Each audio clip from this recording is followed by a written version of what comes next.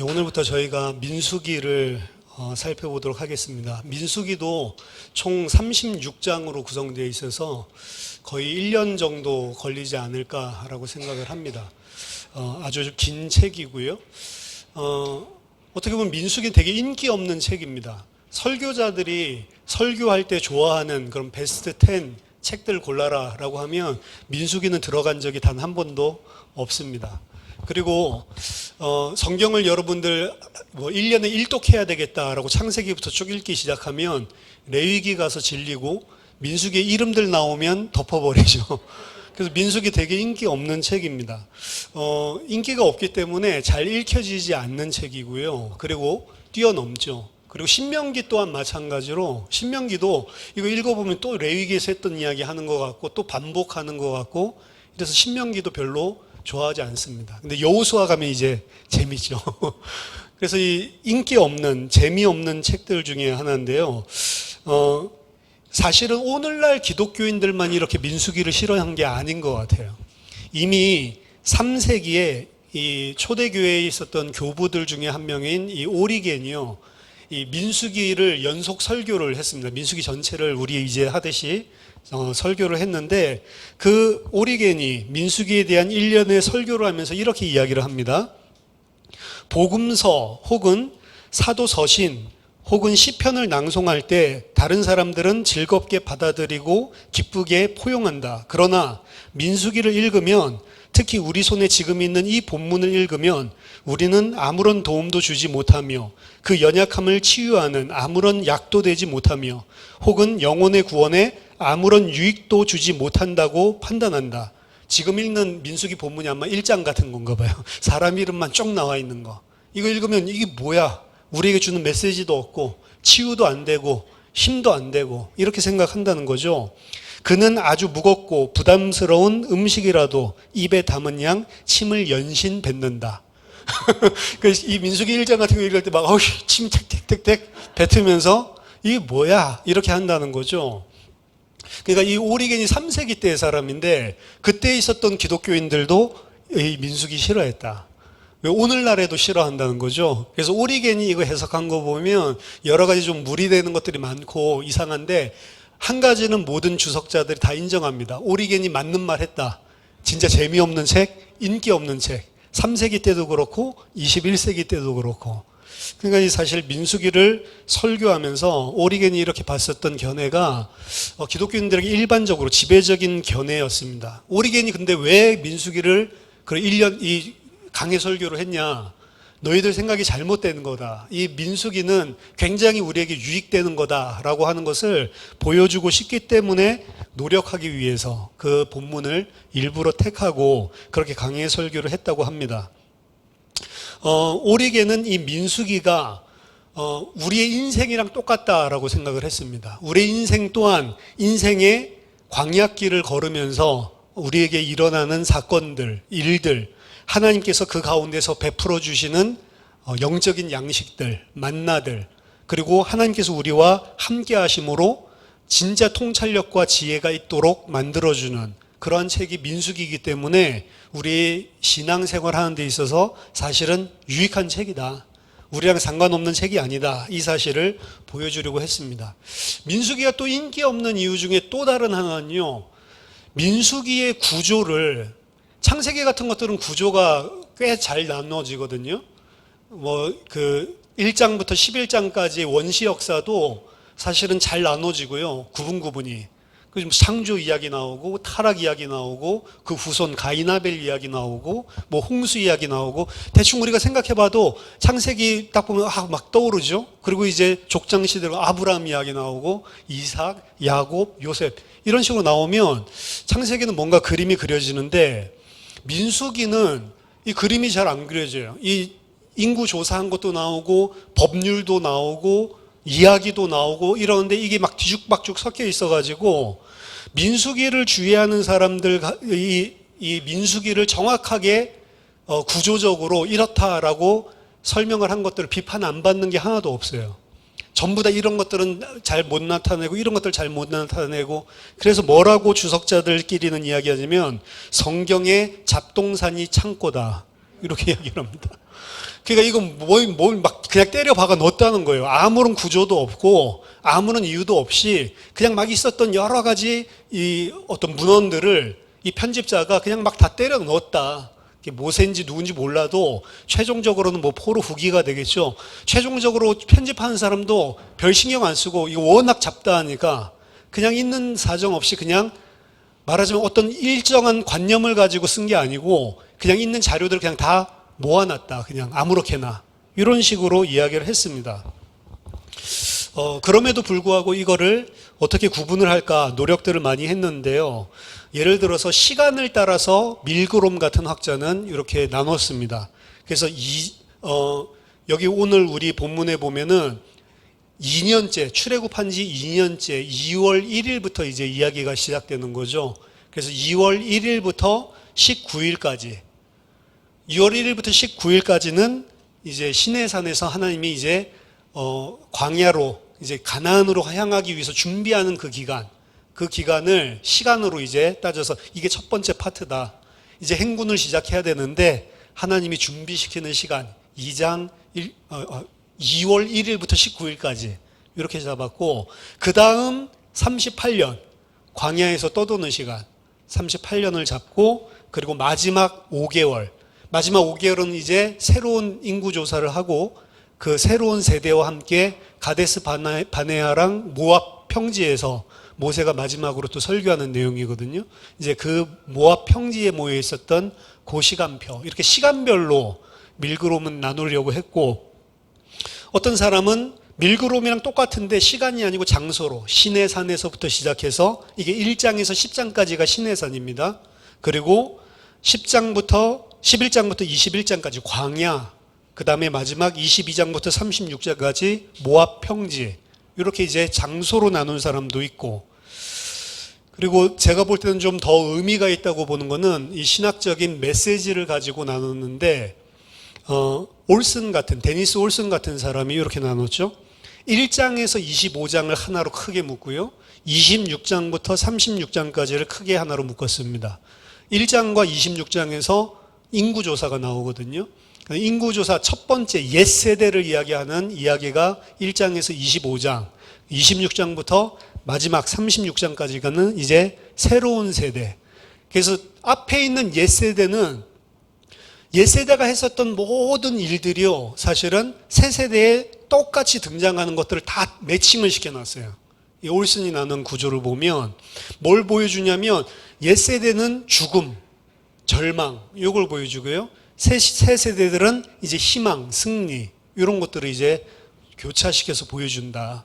그래서 똑같은 사건들이 똑같은 내용들이 어떻게 이렇게 평행으로 옛세대와 새세대가 맞아떨어지는지. 근데 그 결과가 옛세대는 죽음과 절망이고 새로운 시대는 전쟁에서도 승리와 그리고 희망을 품고 있는 것들. 이렇게 이제 올슨은 두 개로 나눴습니다. 올슨이 이야기한 게 되게 저는 좀 마음에 와닿는다. 너무 크게 묶은 것은 있지만 그래도 정확하게 민수기에서 보여주고 있는 인구조사의 정확한 옛세대와 새세대를 구분시켜줘서 보여주고 있다라고 생각을 합니다. 자, 민수기라고 하는 명칭은 그래서 아까 인구조사가 2번 있다고 그랬죠. 하나님 명령에 따라서 사람 숫자를 각 지파별로 세는데 그래서 하나님의 백성이죠. 그리고 숫자고 하나님의 백성 숫자의 기록 이렇게 해서 민수기라고 되어 있죠. 영어로는 그냥 숫자입니다. numbers.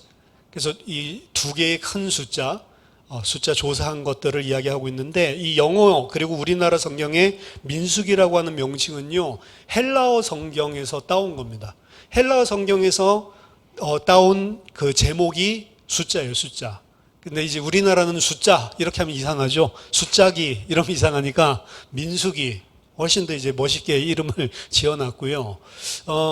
헬라어에서 따온 것들을 라틴어 성경이 그대로 따랐고 영어 성경이 그걸 그대로 따랐고 우리도 그걸 그대로 따라서 민수기라고 돼 있는데요.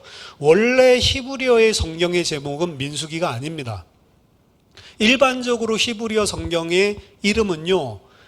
1절 제일 처음에 나오는 두 글자로 구성이 되어 있습니다. 그래서 창세기 같은 것은 처음에 태초에죠.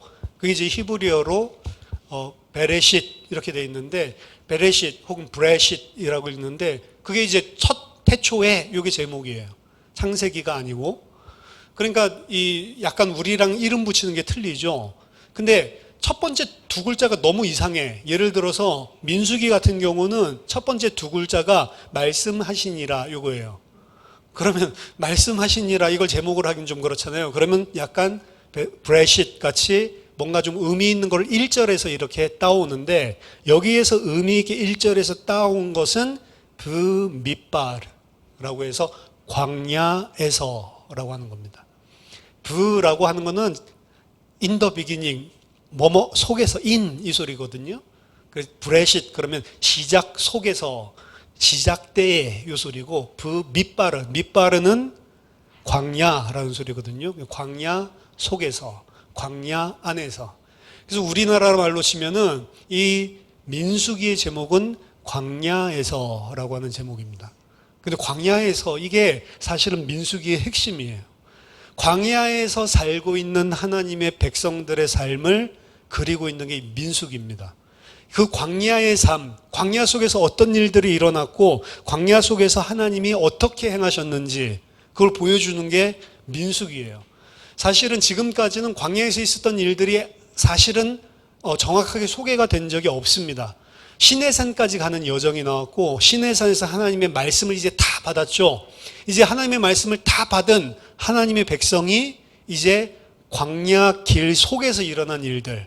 그 광야라고 하는 거는 단순하게 목적이 없는 게 아니죠. 이제 가나안 땅으로 가기 위한 여정 속인데 그 여정 속에서 일어나는 일들. 그래서 민수기는 다른 히브리어 제목으로 광야에서라고 하는 것들을 여러분들이 기억하시면 사실 광야에서라고 하는 거는 우리랑도 유사한 거거든요. 이제 구원받은 하나님의 백성이 이 땅에서 광야 교회로 광야의 여정을 살아가는 거기 때문에 어떻게 보면 우리에게 주는 메시지가 굉장히 담겨져 있는 거죠. 성경 속에서 광야라고 하는 이미지는요. 약속의 땅인 가나안에 이르지 못한 상태. 그래서 가나안 땅과 어떻게 보면 배치가 되고 있는 그런 현장, 그러한 장소를 광야라고 이야기를 합니다. 그래서 이사야서 같은 경우에서는요. 바벨론 포로로 끌려가잖아요. 바벨론 포로로 끌려가 있는 상태를 광야 안에 있다라고 생각을 했고요. 그래서 이사야서에서는 광야에서 회복되는 거를 뭘로 많이 그리냐면 광야에 하나님께서 길을 내시고 사막에 물을 내셔서 다시 약속의 땅으로 돌아오게 하신다. 그러니까 단순하게 우리가 출바벨론에서 돌아온다라고 표현하지 않고 광야길을 통해서 하나님께서 내주신 길로. 광야에는 길이 없잖아요, 사실은. 그래서 이스라엘 백성이 광야에서 인도받을 때 사실 하나님이 구름 기둥 불 기둥으로 하나님이 친히 길을 인도해 주셨고 그것을 쫓아가는 게 사실은 민수기였거든요. 그러니까 그 광야에 하나님께서 길을 내주신다. 그럼 광야에 실제 눈에 보이는 도로가 생긴 게 아니고 하나님의 인도를 이야기하는 거죠. 그래서 하나님께서 인도하셔서 가나안 땅으로 다시 회복하는 것을 이사야는 광야에 길을 내주시고 사막에 물을 내주신다. 강이 흐르게 하신다라는 것으로 비유를 합니다. 그리고 유대인들은 어떻게 깨달았냐면 자기 자신들이 지금 아직도 속국으로 로마의 압제를 당하고 그리고 곳곳으로 흩어져서 디아스포라로 약속의 땅에서 전부 다 뿔뿔이 흩어져 있는 상태. 디아스포라는 언제 일어난 거냐면 사실은 뭐 예수님 때도 일어나기도 했지만 본격적으로는 AD 135년도에 마지막 로마 항쟁에서 완전히 무너뜨리고 난 다음에 예루살렘 이름도 다 바꿔버리고 로마가 이것들은 가만히 놔두니까 안 되겠구나. 그래서 완전히 멸절시키기 위해서 다 죽인 건 아니지만 살 수 없는 지경이 돼서 곳곳으로 다 흩어져 버립니다. 유대인들이. 그래서 생긴 게 이제 뭐 디아스포라 유대인들인데 이 상태에 있는 것들은 그들은 광야 속에 우리가 있다라고 생각을 했거든요. 그러니까 단순하게 바벨론 포로도 그렇지만 디아스포라도 그렇고요. 그리고 우리 자신도 사실은 인생 전체가 어떻게 보면 광야의 인생을 살고 있는 거다라는 것입니다. 그럼 왜 지금 이스라엘 백성들이 광야에 있냐라고 하는 것인데요. 지금 이 민수기에서 이 하나님의 백성들이 광야에 있는 것은 물론 이제 민수기에서 하나님이 어떻게 보면 심판이죠. 이들이 하나님의 약속의 땅을 막 악평하고 들어갈 수 없다, 모세 죽여버리고 우리 다시 애굽으로 돌아가자라고 했을 때 하나님이 진노하셔서 이들이 그 땅을 탐지한 날 40일을 하루에 1년으로 계산해서 40년 동안 광야에서 심판받게 하시는 건데, 이스라엘 백성이 광야에 있는 이유는 심판을 받아서 거기 있냐? 아닙니다. 더 중요한 근본적인 광야에 있는 이유가 있습니다. 민수기를 볼 때 항상 생각해야 되는 거는, 민수기 책 하나만 생각하면 안 되고, 민수기는 오경 중에 한 부분을 차지하고 있는 거기 때문에 오경 속에 있는 책으로 봐야 사실은 민수기가 이해가 되는 겁니다. 왜 이들이 그럼 오경 안에서 광야에 지금 나와 있습니까? 원래는 애굽에 있어야 되는 사람들인데 광야에 지금 나와 있는 거거든요. 그건 하나님의 언약 때문입니다. 그러니까 크게 본다면 이 광야에서 그들이 어려움 당하고 시험 당하고 있는 이 시간표가 하나님의 언약 성취하는 과정으로 사실은 거기에 있는 거예요. 저주가 아니라는 거죠. 이집트에서 잘 먹고 잘 사는 게 복이 아니란 말입니다. 성경에서 이야기해 주는 거는. 광야에 끌고 나와서 하나님께서 가나안 땅으로 드리겠다라고 하는 그 약속, 언약 때문에 이들이 지금 광야의 삶을 살고 있는 거거든요. 이 육신적으로 따진다면 이집트에서 사는 게 훨씬 편할 수가 있어요.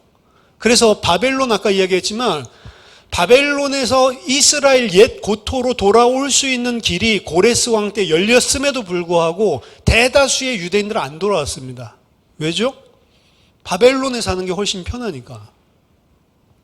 70년 동안 바벨론에 뿌리 내렸어요. 이제 좀 살만한데 돌아가라고 하니까 안 돌아가는 겁니다. 그리고 돌아가봤자 그 예루살렘, 그 가나안 땅에서의 삶이 바벨론에서의 삶이랑 비교해 봤을 때 이제 비교가 안 되는 겁니다. 한국 사람들이 미국에 가가지고 정착해서 한 세대, 두 세대 지나면 한국 들어와서 살기가 어렵습니다. 거기에 편해요. 그러니까 우리는 이해가 안 되죠. 한국이 뭐 된장찌개도 먹고 김치도 먹어야지 이런 생각을 하지만 그곳에 1세대, 2세대, 지금 70년이면 30년, 30년, 두 세대가 최소 지나간 거잖아요. 그 정도 뿌리가 내려버리면 이제 그게 오히려 자기 나라 같고요. 더더군다나 간 곳이 뭐 이런 뭐 동남아의 그런 못 사는 나라가 아니고 최강대국 당시에 이집트거든요. 아니 바벨론. 그곳에 있는 문화랑 그곳에 있는 것들을 누리다 보면 이제 생활 수준도 올라가서 예루살렘 가서 산다? 그거 사실은 어려운 거예요. 그리고 실제로 예루살렘 돌아왔던 소수의 사람들이 3차 통해서 계속해서 귀환해서 돌아왔지만 돌아와서 살았던 삶이 너무 힘들었어요, 사실은. 그 사람 고생을 많이 했습니다. 성경에서는 막 성전 세우고 성벽 세우고 막 느헤미야 막 개혁하고 엄청난 것 같지만 실제 그들의 삶들을 보면 사실은 어려웠어요. 차라리 바벨론에 사는 게 훨씬 편했을 겁니다. 육신적으로 본다면. 이스라엘도 이걸 깨달은 거죠, 사실은. 아이고 우리가 애굽에 있었더라면 생선에다가 마늘에다가 부추에다가 그 바베큐 이쪽쪽쪽 먹고 싶은데 여기 나오니까 계속 만나만. 여러분 그 올드보이라는 영화 보셨습니까? 하루 종일 군만두만 줘. 그렇죠? 군만두, 짜장면 이런 거 하루 이틀 먹어야지. 맨날 짜장면, 군만두만 먹어보세요. 미친다니까. 근데 맨날 만나가지고만 구워 먹어보세요. 그게 뭐 처음에 먹었을 때 그냥 맛나? 그럼 맛나. 그래서 맛있게 먹지만 이 만난 것도 하루 이틀이어야지. 새우깡도 아니고 먹어도 물리지 않잖아요. 물린다니까 금방. 그러니까 생각나는 게 뭐냐? 아이고 고기 먹고 싶다. 아이고 야채도 좀 먹고 싶다. 신선한 야채. 그렇죠? 우리나라 사람들 잠깐 여행만 가도 아이고 김치 먹고 싶다. 근데 김치 안 먹이고 계속 느끼한 것만 먹여보세요. 그것도 40년을. 미치는 겁니다. 똑같은 음식을 40년 동안 먹는다고 생각해 보세요. 그렇죠? 그러니까 어떻게 생각했다고 이 사람들이 나중에 민수기 보면 나오는데 하나님이 주신 그 만나를 역겨워한다. 그럼 우리가 생각할 때는 야 어떻게 하나님이 주신 그 만나를 그거 없으면 죽으면서 역겨워하지? 그 만나가 뭐죠? 사실은 하나님의 말씀인데 그 말씀이 사실은 똑같아요. 진리가. 그 우리 어떻게 해요? 물려. 역겨워해. 그렇죠? 좀 다른 것 좀 먹고 싶다. 이런 생각을 한다고. 그렇죠? 이 사실은 녹록치가 않은 겁니다. 이 사람들이 계속 이 가나안 땅 들어가자고 한 사람 때려 죽이고 애굽으로 돌아가고 싶었다니까. 그 정도로 사실은 광야에서의 삶은 녹록치 않은데, 근데 성경은 뭐라고 이야기하냐? 그들을 그 광야 가운데로 끌어내신 하나님을 언약의 하나님, 언약의 신실하신 하나님이라고 지금 이야기하고 있는 거예요. 이스라엘 백성이 생육하고 번성했습니다. 애굽 땅에서. 출애굽기 1장에 나오죠. 애굽 백성들보다도 더 강력해질 만큼 순식간에 생육하고 번성해서 땅에 충만하게 되는 것들을 이 파리떼들 혹은 하루살이 떼들이 있는 것처럼 완전히 막 들끓는 거 있죠. 그렇게 표현하고 있어요. 동물적인 번식력이죠. 이스라엘을 번식하게 합니다. 이스라엘이 창대하게 만들어요. 그게 뭐냐면 아브라함에게 약속했던 씨의 언약의 성취예요.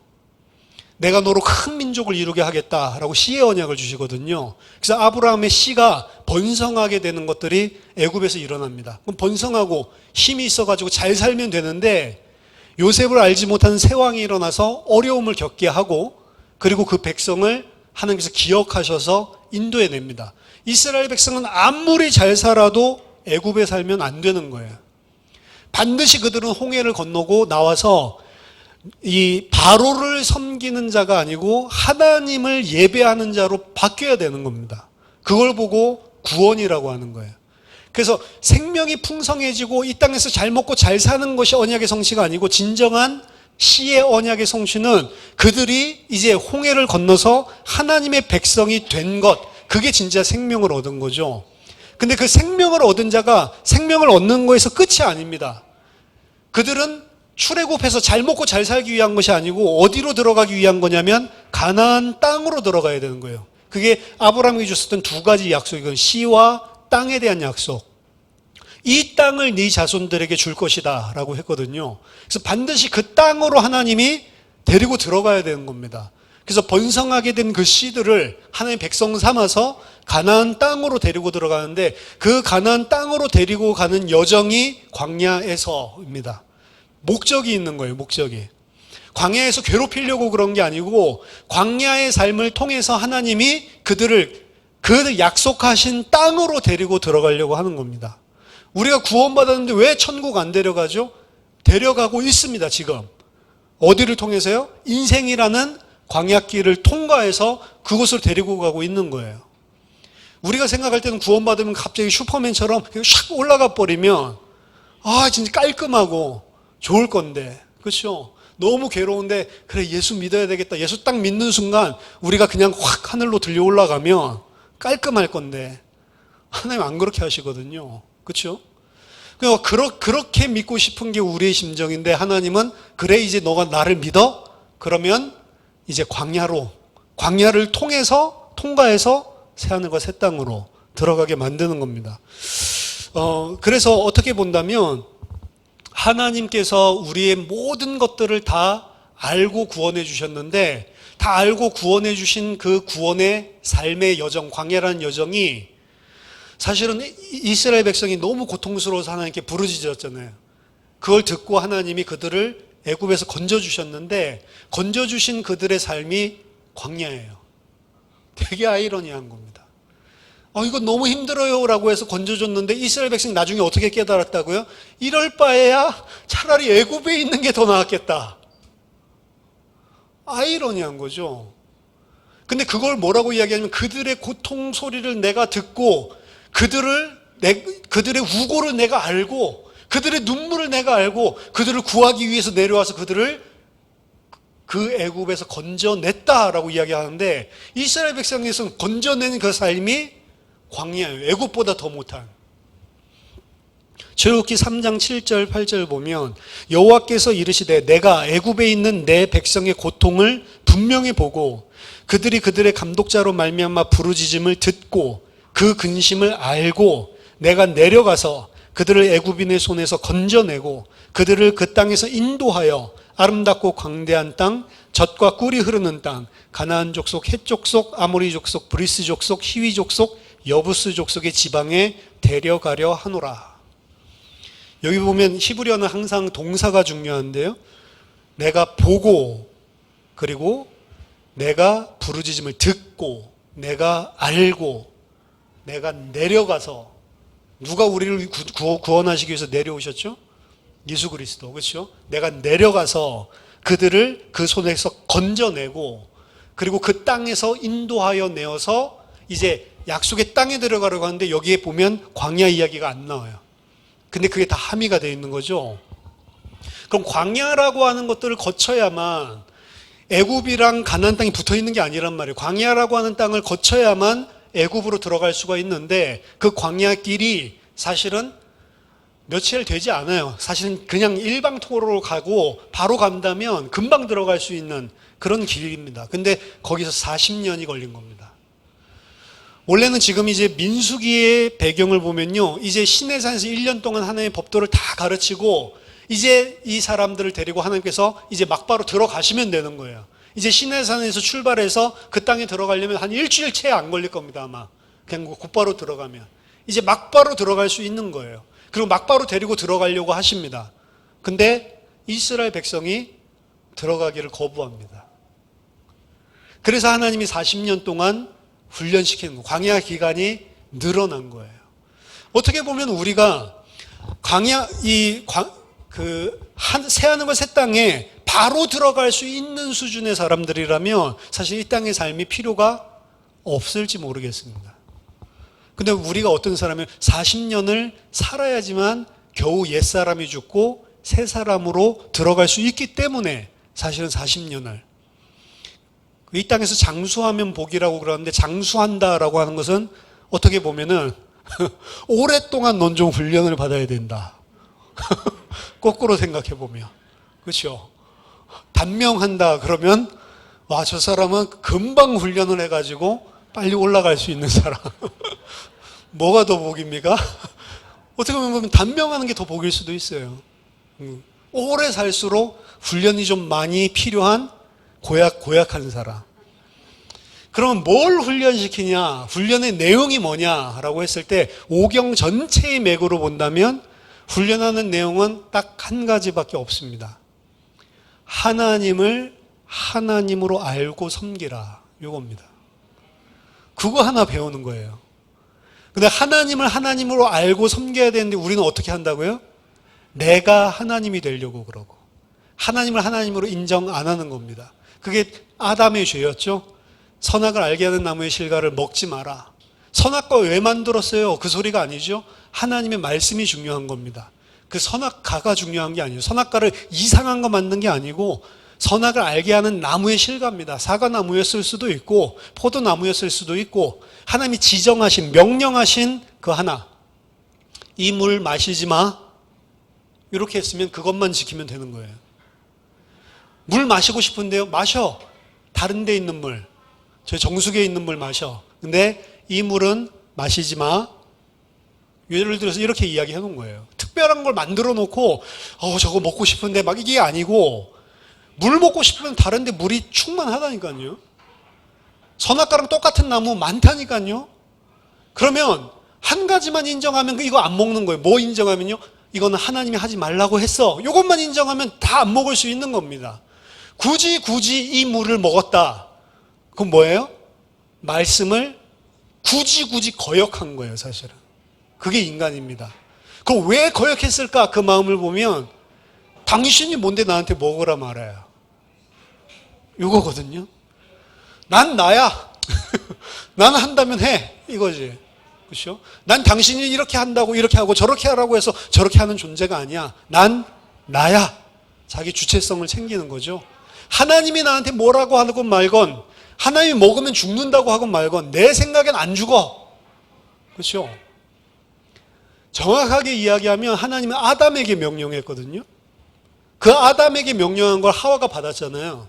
그래서 우리가 받았다라고 이야기하는데 맞습니다. 우리가 받은 건 맞지만 정확하게는 아담이 죄를 범하고 난 다음에 하나님이 찾아오신다. 그렇죠? 아담은 자기 아내가 먹고 죽지 않는 걸 보면서 이게 독약이 아니구나. 하나님이 왜 거짓말했지? 이제 하나님의 생각보다 자기 생각이 더 앞선 것입니다. 뭘 통해서? 경험을 통해서. 그렇죠? 하나님 의지하고 하나님이 우리 신실하게 인도하고 하나님 우리를 보호하고 눈동자처럼 우리를 보호하고 악한 자가 너희를 만지지도 못하게 하신다. 성경엔 분명히 이렇게 약속되어 있는데 우리의 경험은 별로 안 보호해줘. 악한 자가 막 만져. 그렇죠? 그러니까 어떻게 하죠? 에이, 하나님 거짓말이네? 그래서 어떻게 해요? 하나님 별로 필요 없어요.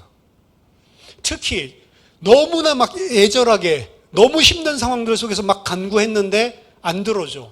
하나님 내 기도 들어준다더니 진짜 내 기도 들어주는 거 맞아? 그 기도를 아예 안 하는 겁니다. 왜 안 해요? 어차피 해도 안 들어주는 거. 그렇죠? 그러니까 내 경험을 통한 내 판단, 이게 하나님보다 더 위에 섰버렸어요. 그걸 보고 죄라고 이야기하는 겁니다. 그러니까 이스라엘 백성에게 이야기하는 것도 그거예요. 광야에서 뭘 가르쳐 주시냐?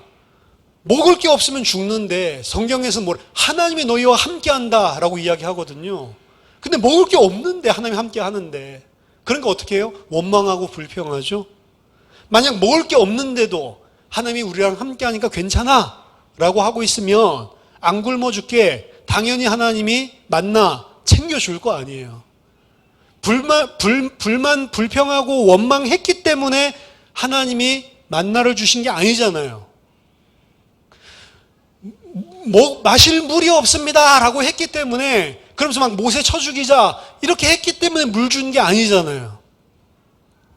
근데 왜 하나님 알아서 챙겨주시지?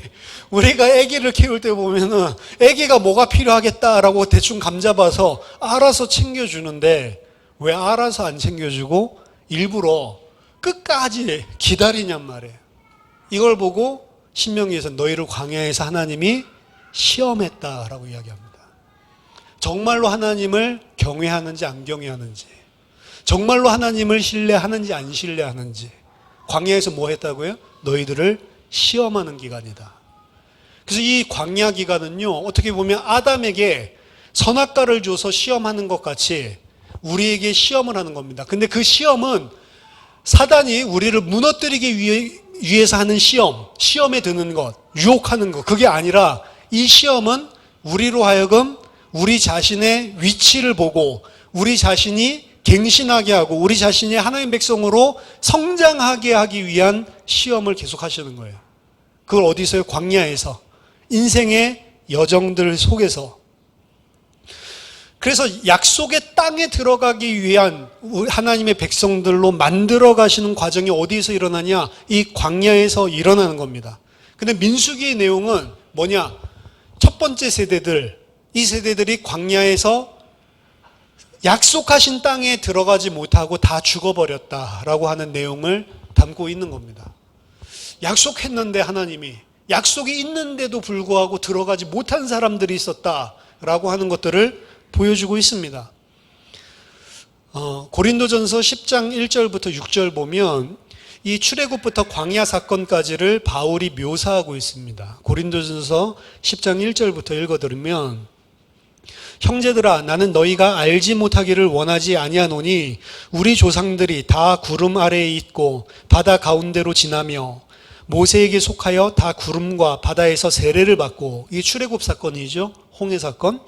다 같은 신령한 음식을 먹으며 만나 다 같은 신령한 음료를 마셨으니 이는 그들을 따르는 신령한 반석으로부터 마셨음에 그 반석은 곧 그리스도시라. 신령한 음식, 신령한 반석에서 나오는 물 먹었는데 그 신령한 음식과 그 나오는 물의 근본은 누구냐? 그리스도에게서 나온 거다라고 이야기하죠. 그리스도로 먹고 마심으로 광야에서 살아나게 된 거죠.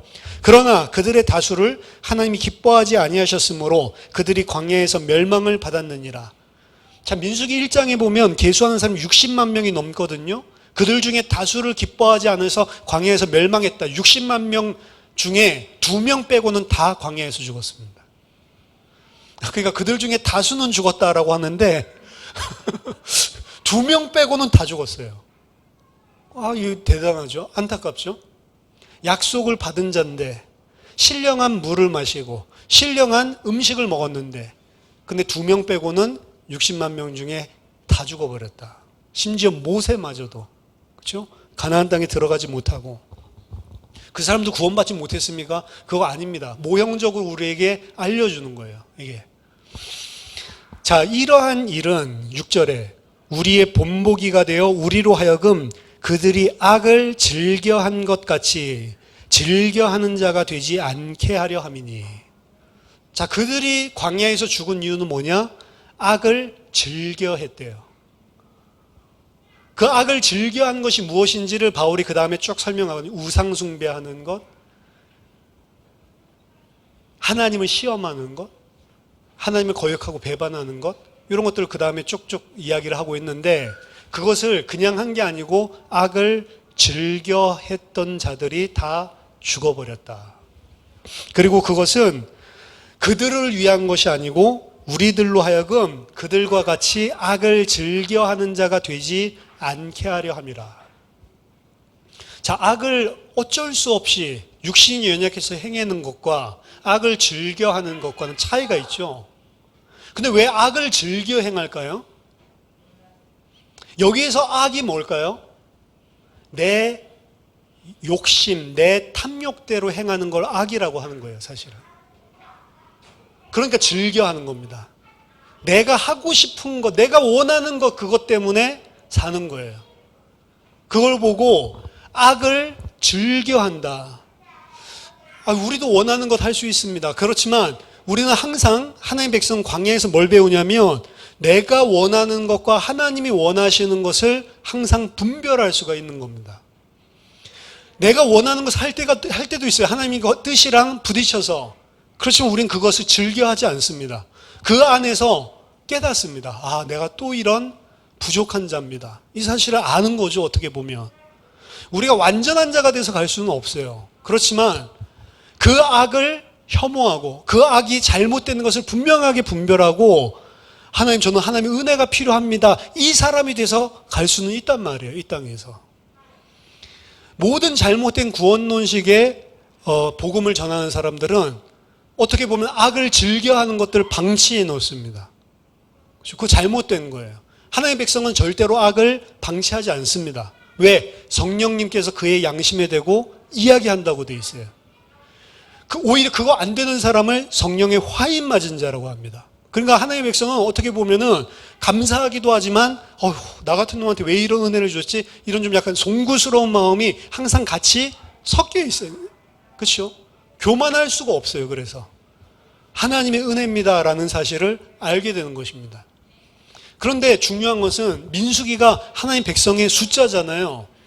1차, 2차 두 번 셉니다. 1차, 2차 두 번 세는데 1차도 60만 명 정도고 2차도 60만 명 정도예요. 숫자가 전체적으로 보면 큰 차이가 없어요. 근데 1차 백성들을 셀 때 왜 이 백성들을 세죠? 하나님이 숫자로 한 명 한 명 세는 사람들, 너는 내 백성이다라고 인쳐주는 거예요, 말하자면. 1세대들은 이 땅에서 다 죽었는데 그 사람들을 하나님이 사실은 한 명 한 명 다 너는 내 백성이다라고 사실은 숫자를 다 쳐주신단 말이에요. 근데 그 숫자를 칠 때 이들이 배반하고 죄를 범할지 하나님께서 아셨습니까? 모릅니까? 아셨어요. 아시는데도 불구하고 내 백성으로 숫자를 쳐주시는 겁니다. 이 사람들이 죽었으니까 다 구원 못 받았나요? 아니요. 구원은 어디서 이미 설명했냐면 출애굽으로 이미 설명이 된 거예요. 구원받은 하나님의 백성으로 이들을 쳐주십니다. 근데 왜 가나안 땅 못 들어가는데요? 이건 모형이라니까요. 60만 명의 하나님의 백성들을 인치실 때 이미 이 옛세대 1세대들은 못 들어갈 줄 아셨습니다. 근데 구원을 설명하기 위해서 60만 명에게 인치시는 걸 보여주셨고, 이 옛세대들이 다 죽고 새로운 세대들을 또 60만 명을 세워서 이제 가나안 땅 들어가거든요. 60만 명, 60만 명 숫자가 비슷한 이유는 이 사람들 구원받았다 못 받았다를 이야기하는 게 우리의 구원을 이야기하는 겁니다. 너의 옛사람은 죽고 새 사람을 입고 너희가 가나안 땅에 들어간다는 것이고, 우리가 옛사람을 입고 있고 이 땅에서 광야에 살 동안 하나님을 배반할 줄 알면서도 하나님이 택해 줬다는 거예요. 그게 복음 안에 있는 하나님의 은혜라고 하는 겁니다.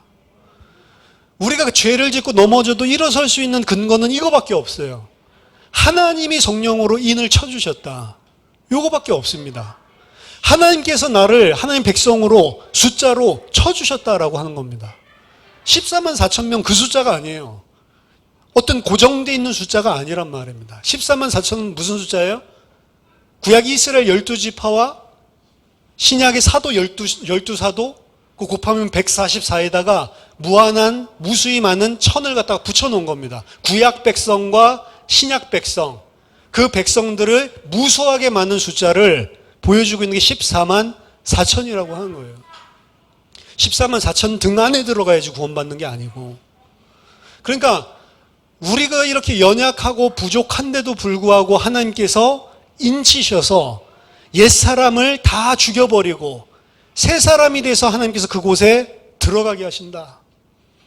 요한복음에 보면 우리를 열매 맺게 하여 아버지가 기뻐하시게, 아버지가 우리를 기뻐하시는 자로 만들어 주신다라고 하는 겁니다. 그 열매를 맺는 데는 분명히 과정이 있어요. 뭐라고 한댔죠? 깨끗하게 하셔서 열매를 많이 맺게 하신다라고 이야기했습니다. 깨끗하게 한다라고 하는 것은 가지치기예요. 전정 작업입니다. 열매를 맺게 하려면 진짜로 열매를 잘 맺을 만한 몽우리, 진짜 열매를 맺을 만한 것 빼놓고는 잘라주고 가지치기를 해줘야 열매가 제대로 먹힙니다. 그렇죠? 그래서 진짜 하나님이 원하시는 성령의 열매를 맺을 그 몽우리만 어떻게 보면 남겨놓고 나머지 이 세상의 잘못된 육신의 모든 몽우리들을 다 가지치기 해주셔야지만 열매가 맺히는 거예요. 그럼 가지치기 하는 작업이 어디서 일어나요?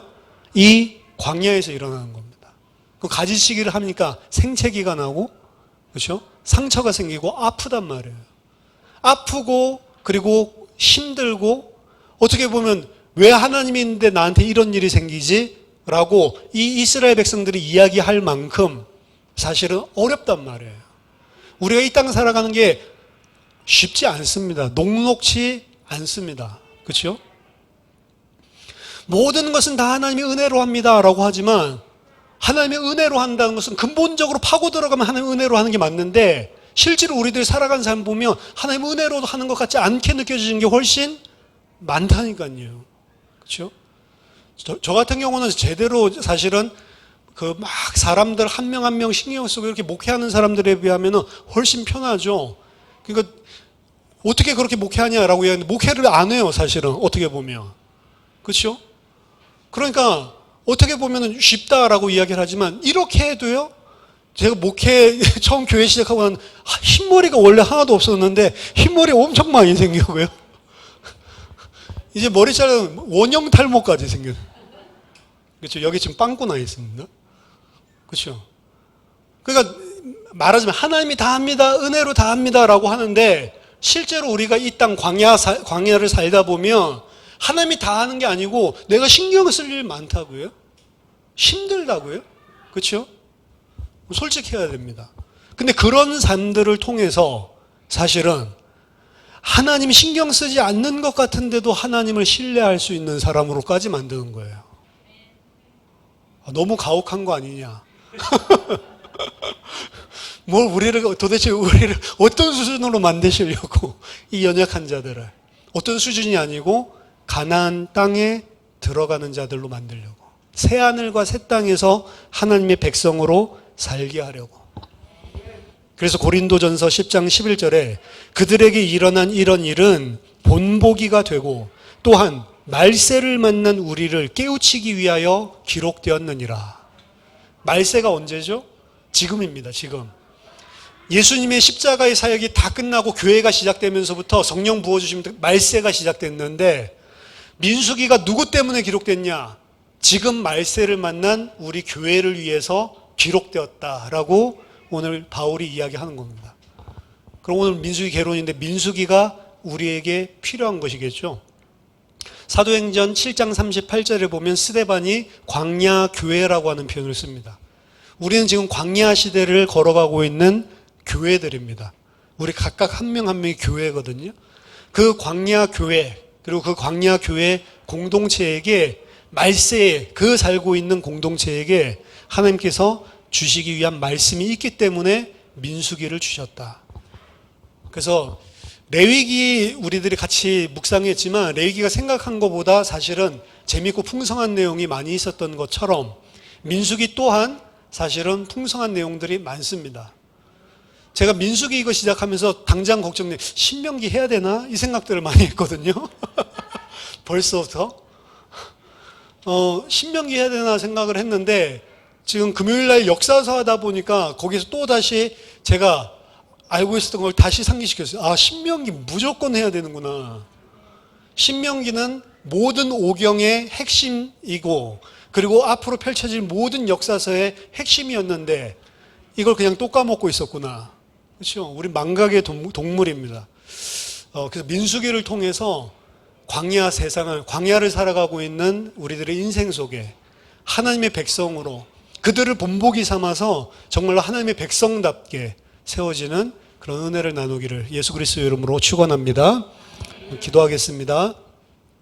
살아계신 하나님 아버지 은혜를 감사드립니다. 민수기를 또 묵상할 수 있는 기회를 주심을 감사드립니다. 민수기를 통해서 하나님의 백성의 정체성을 분명히 확인하게 하시고 하나님께서 우리와 함께 하시는 사실을 온전히 신뢰하고 그분으로 인하여 모든 상황과 환경들을 초월하는 믿음의 사람들이 될 수 있도록 우리를 도와주시옵소서. 우리들을 위한 본보기로 이 말씀 주셨사오니 우리 각 개인에게 필요한 말씀을 허락하여 주시고 우리에게 그 말씀을 듣고 깨닫고 우리 것으로 만들 수 있는 믿음과 화합할 수 있는 은혜를 더하여 주시옵소서. 예수 그리스도 이름으로 기도하옵나이다. 아멘.